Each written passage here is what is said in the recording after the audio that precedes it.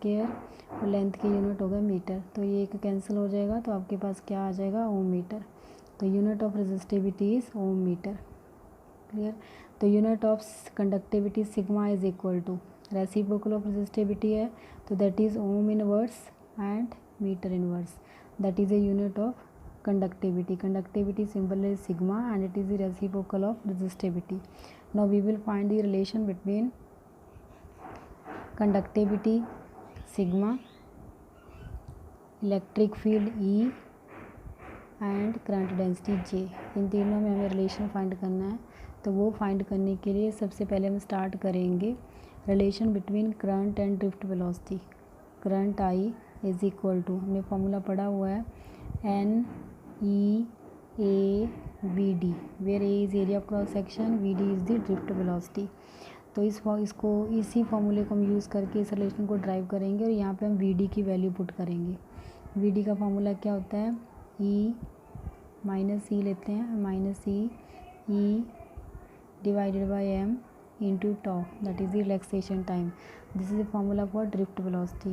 Now put this drift velocity in current. अब equation में इसको पुट करेंगे तो आपके पास आई इज इक्वल टू क्या आ जाएगा, I is equal to minus minus class cancel हो जाएगा, n e square A divided by m e into tau, n e square e into e square हो जाएगा, area of cross section A, electric field E, relaxation time tau divided by m. तो अब हमें relation चाहिए जे sigma और ई में। तो यहाँ हम क्या करेंगे, जो current density J that is equal to होता है current per unit area.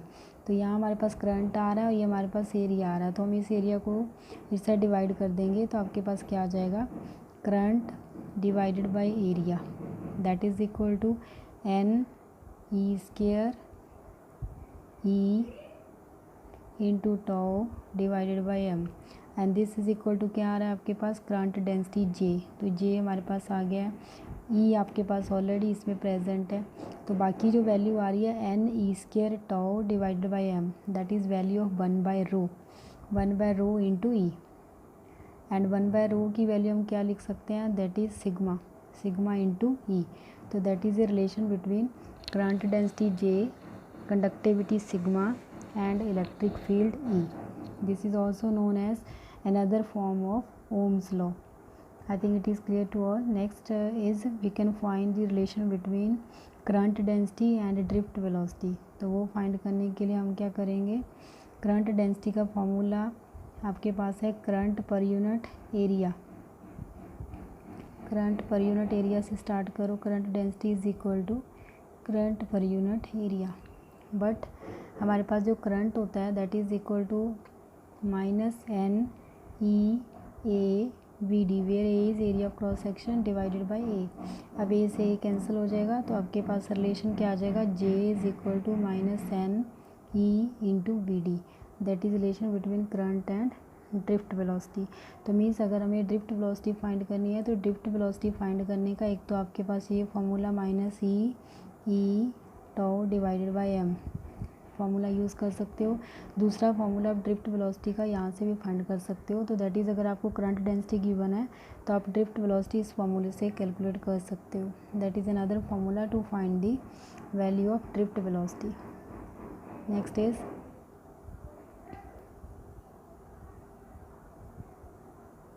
next we will calculate the value of resistance for at different temperature, means what is the relation between the resistance and the temperature. consider आपके पास एक conductor है having resistance R और temperature उसका है T1। तो हमारे पास ये हमने अभी कर लिया है, जो मैंने आपको अभी एक्सप्लेन किया है, कंडक्टिविटी क्या होती है, रिलेशन क्या होता है। Next is temperature dependence of resistance, तो वो फाइंड करने के लिए आर इज़ इक्वल टू, ये फॉर्मूला हमने लास्ट लेक्चर में किया था, with temperature increases the number of collision increases due to more internal energy and relaxation time decreases, therefore resistance increases, means के resistance is inversely proportional to temperature. This is for conductor. Next is temperature coefficient of resistance, symbol is alpha. What is alpha? इस फॉर्मूले के base के ऊपर आपको numerical आ सकता है exam में। अल्फ़ा डिनोट करते हैं हम temperature coefficient of resistance, alpha is equal to R T minus R naught divided by R naught into T. अब ये फार्मूला आपके पास कहाँ से आएगा? इस फार्मूले को फाइंड करने के लिए आप क्या करोगे, यहाँ पे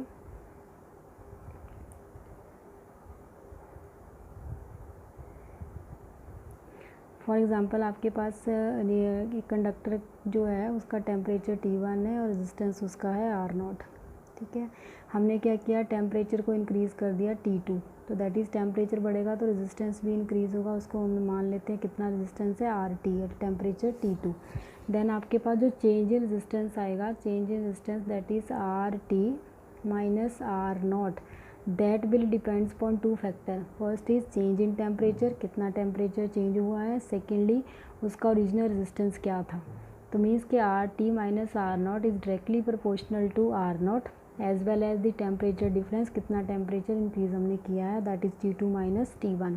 तो दोनों क्वांटिटीज़ को कंबाइन करेंगे। कंबाइन करने के बाद आपके पास क्या आ जाएगा, कंबाइन करने के बाद आपके पास आएगा change in resistance RT minus R naught is proportional to R naught that is original resistance into T2 minus T1, कितना टेम्परेचर आपने चेंज किया है। तो इस प्रोपोर्शनलिटी साइन को इक्वल में कन्वर्ट करेंगे तो अल्फ़ा लगेगा। Alpha is constant of proportionality and this is known as temperature coefficient of resistance.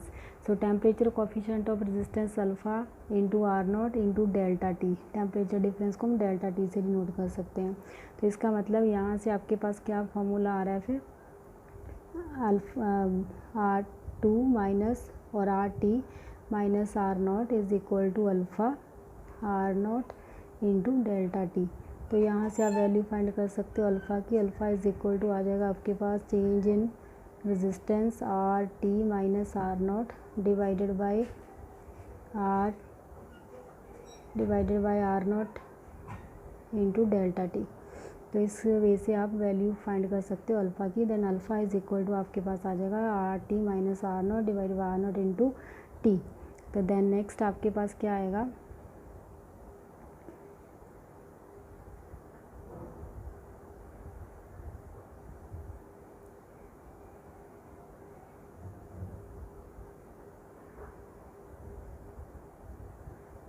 इस फॉर्मूले को आप यूज़ कर सकते हो to find the value of resistance. एक टेम्परेचर गिवन होगा, दूसरा टेम्परेचर गिवन होगा, सेकंड फर्स्ट रेजिस्टेंस गिवन होगा, अल्फ़ा की वैल्यू गिवन होगी और सेकंड रेजिस्टेंस आप फाइंड कर सकते हो डिफरेंट टेम्परेचर। और हो सकता है कि R1 R2 गिवन हो और आपने T1 T2 में से एक वैल्यू गिवन हो और दूसरा आपने कैलकुलेट करना हो। This is most important formula for numerical. Then अगर आपके पास अल्फ़ा की वैल्यू नेगेटिव हो, इसका मतलब क्या है, अल्फ़ा नेगेटिव कब आएगा, जब आपके पास R2 है that is less than R1, means resistance की वैल्यू क्या हो जाएगी, टेम्परेचर बढ़ने की वजह से decrease, that is in case of A resistance जो है वो कम होगा in case of A semiconductor. Because semiconductor में क्या होता है कि अगर आपके पास एक वैलेंस बैंड और कंडक्शन बैंड है, उन दोनों के बीच में जो एनर्जी गैप होता है that is known as forbidden energy gap. तो जितना अगर टेम्परेचर बढ़ेगा तो वो जो टेम्परेचर बढ़ने की वजह से जो उनकी एनर्जी होगी वो फॉरबिडन एनर्जी गैप को कवर करने के लिए यूज़ होगी। इलेक्ट्रॉन जो है वो वैलेंस बैंड से कंडक्शन बैंड में जाने के लिए यूज़ करेंगे। बट मेटल्स के और कंडक्टर के केस में क्या होता है कि conduction band and valence band दोनों ओवरलैप करते हैं। तो अगर टेम्परेचर बढ़ाओगे तो कोलिजन बढ़ेगा और कोलिजन बढ़ने से रेजिस्टेंस भी इंक्रीज़ होगा। और दैट इज़ वाई अल्फ़ा की वैल्यू नेगेटिव होगी for semiconductors. Next is colour code of carbon register. मतलब आपके पास का रजिस्टर गिवन है, उसके ऊपर उसकी आप वैल्यू कैसे फाइंड कर सकते हो कि कितने ओम का वो रेजिस्टेंस है। तो वो फाइंड करने के लिए ये रजिस्टर आपको गिवन है, इस रजिस्टर के ऊपर डिफरेंट बैंड्स बने हुए, रिंग्स बनी हुई हैं डिफरेंट कलर्स की, और उस कलर से हम इस रेजिस्टेंस की वैल्यू को फाइंड कर सकते हैं बाय यूजिंग द टेबल। और वो टेबल क्या है, उस टेबल में आपको डिफरेंट वैल्यू गिवन होगी। The first to rings from the end given the first two significant figure of the resistance in ohm.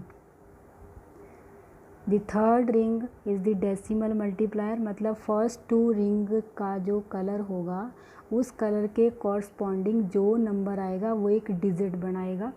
और जो थर्ड रिंग का कलर होगा वो मल्टीपल की टर्म में आएगा, 10⁻⁴ में लिखेंगे।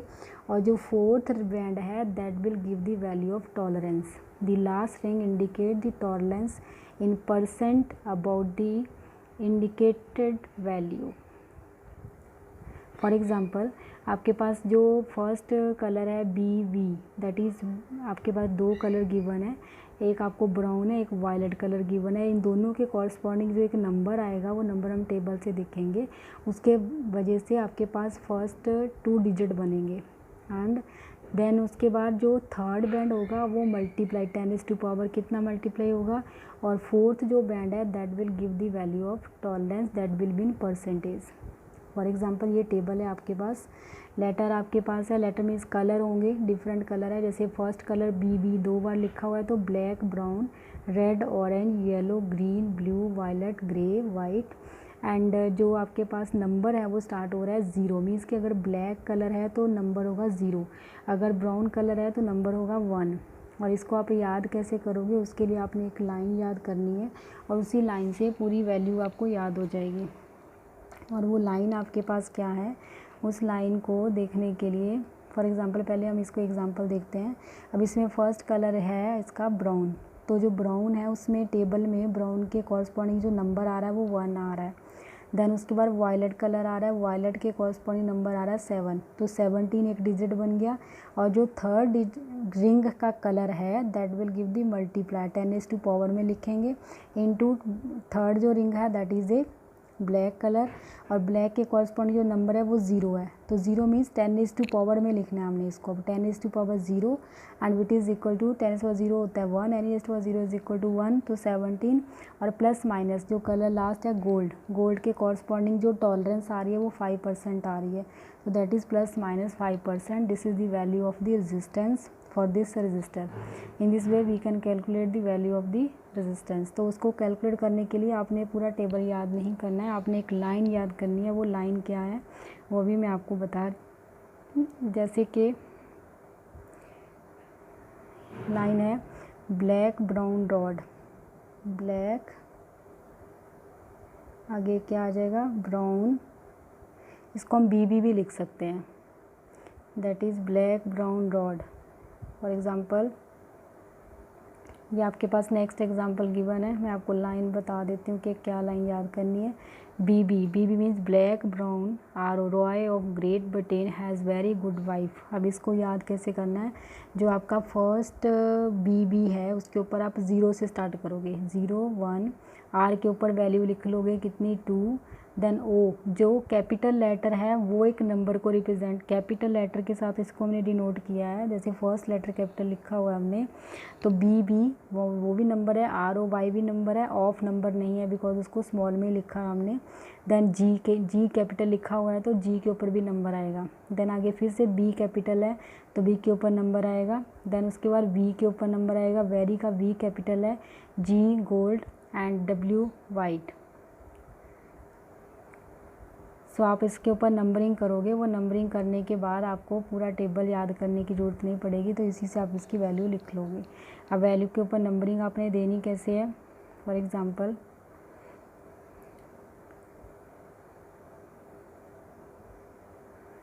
आप इसको नंबरिंग दोगे, जैसे सपोज बी राय ऑफ का ऑफ स्मॉल ही था, ग्रेट ब्रिटेन आगे था, इसके ऊपर 0 1 2, O के ऊपर 3 आ जाएगा, Y के ऊपर 4 आ जाएगा, देन आगे 5 आ जाएगा, 6 आ जाएगा, सो ऑन। तो इसी कॉरस्पॉन्डिंग आप ये नंबरिंग इसके ऊपर मेंशन करोगे। और जिसके ऊपर जैसे सपोज ये रजिस्टर है, इसके ऊपर डिफरेंट कलर गिवन है 4, फॉर एग्जांपल आपको कलर गिवन है फर्स्ट वाला येलो, देन आगे गिवन है ग्रीन, देन उसके बाद ब्लू गिवन है, और लास्ट वाला आपके पास गोल्ड कलर है। तो येलो के कॉरस्पॉन्डिंग नंबर क्या आ रहा है यहाँ पे 4, ये आपके पास 4 नंबर आ रहा है यहाँ पे। देन उसके बाद मैंने बोला ग्रीन का नंबर क्या आ रहा है 5 45 इंटू थर्ड डिजिट जो है वो आपके पास सपोज ब्लू कलर है, ब्लू कलर मीन्स ये 10⁻⁴ कितना आ जाएगा 6, और लास्ट कलर जो है वो गोल्ड है, दैट इज़ रिंग का कलर गोल्ड है, तो plus minus 5%। This is the value of the resistance for this case. In this way we can find the value of the resistance. Now next आपके पास जो है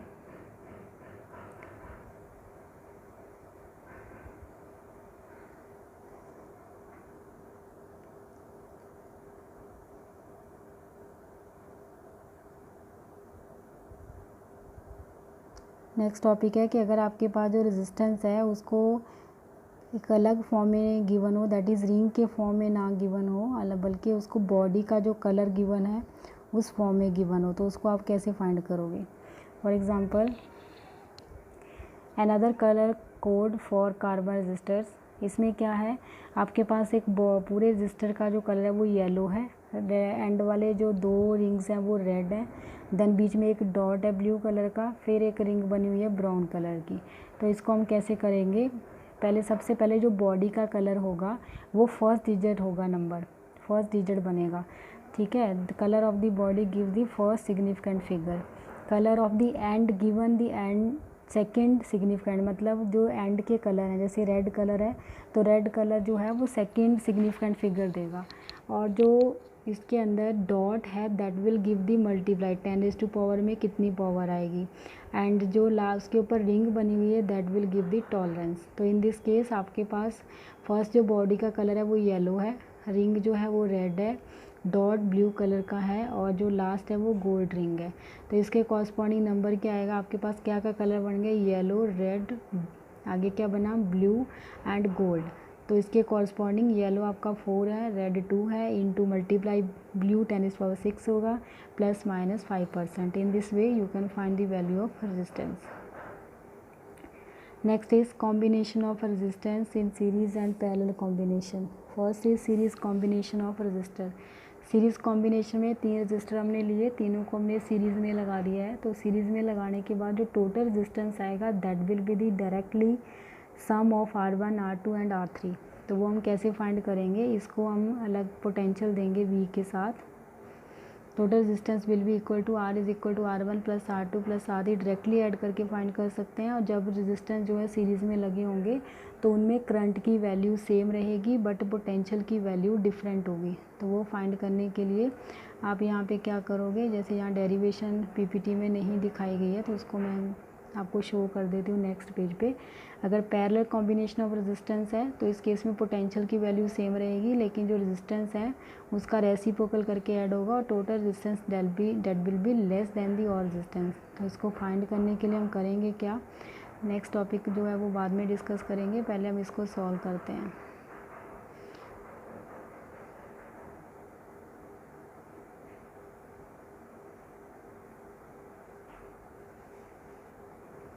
इसको solve करने के लिए फॉर एग्जांपल आपके पास 3 रेजिस्टेंस हमने ले लिया, R1, R2 एंड R3। तीनों रेजिस्टेंस के पोटेंशियल हमने V अप्लाई कर दिया। तो ये जो V रेजिस्टेंस है वो 3 रेजिस्टेंस में डिवाइड हो जाएगा। सपोज इसके क्रॉस V1, इसके क्रॉस V2, इसके क्रॉस V3। तो टोटल जो रेजिस्टेंस आपके पास यहाँ पे कितना R1, यहाँ पे कितनी वैल्यू R2 और यहाँ पे वैल्यू कितनी है R3। तो मीन्स जो टोटल पोटेंशियल V था that will be the sum of V1 plus V2 and plus V3। But according to Ohm's law V is equal to क्या होता है IR, ठीक है। तो V1 कितना आ जाएगा I इंटू R1, बिकॉज यहाँ से जो करंट है वो एक ही पाथ में फ़्लो हो रहा है, यहाँ से कोई भी पाथ ब्रेकेज नहीं है, सिंगल पाथ में करंट जा रहा है इस डायरेक्शन में। तो जो करंट है वो तीनों रेजिस्टेंस में सेम होगा, लेकिन पोटेंशियल की वैल्यू और R की वैल्यू डिफरेंट होगी। तो V1 की वैल्यू आपके पास आ गई IR1 एंड V2 की वैल्यू कितनी आएगी IR2, I सेम रहेगा, एंड V3 कितना आएगा IR3। तो ये तीनों सारी वैल्यूज़ यहाँ से पुट करने के बाद आपके पास रिज़ल्ट क्या आ जाएगा, directly sum of the all the resistance that is R1 is equal to R1 plus R2 plus R3, ये तीनों का सम आ जाएगा, डायरेक्टली ऐड करेंगे हम रेजिस्टेंस को। नेक्स्ट इज़ अगर आपके पास रेजिस्टेंस जो है वो पैरेलल में गिवन हो, पैरेलल में रेजिस्टेंस गिवन होंगे तो आपके पास क्या होगा, इस वे से लगे होंगे रेजिस्टेंस, और इस वे से लगने से क्या होगा कि हम इसको जो पोटेंशियल देंगे V that will B same for all the resistance. इस फर्स्ट रेजिस्टेंस R1 के क्रॉस भी पोटेंशियल V होगा, R2 के क्रॉस भी और R3 के क्रॉस भी। बट यहाँ पे जो करंट है वो I that will break into 3 parts, first part, second part, third part. तो that is it will break into I1, I2 and I3 mean जो टोटल करंट I था that is the sum of I1 plus I2 and plus क्या आ जाएगा I3, तीनों का सम आएगा, तीनों मिला के करंट टोटल आ रहा है I। तो अब हमें फिर से V इज इक्वल टू क्या फॉर्मूला लगाएंगे IR, यहाँ से I इज इक्वल टू क्या आ जाएगा I फाइंड करेंगे V/R। तो ये V/R की वैल्यू I की वैल्यू पुट कर दोगे ऊपर इसी इक्वेशन में। I1 की वैल्यू कितनी आएगी, V सेम है, V नहीं चेंज होगा, रेजिस्टेंस R1। तो ये सभी वैल्यू पुट करने के बाद आपके पास क्या आ जाएगा, सभी जो रेजिस्टेंस को वैल्यू पुट करने के बाद 1/R is equal to 1/R1 plus 1/R2 plus 1/R3। तो रेसिप्रोकल करके ऐड होगा अगर आपके पास रेजिस्टेंस जो है वो पैरेलल में गिवन है। और इसी दोनों फॉर्मूलों को यूज़ करते हुए हम न्यूमेरिकल करेंगे to find the resistance in series and parallel combination. Also tomorrow we will discuss star delta method to find the resistance in series and parallel combination of resistance. Thank you.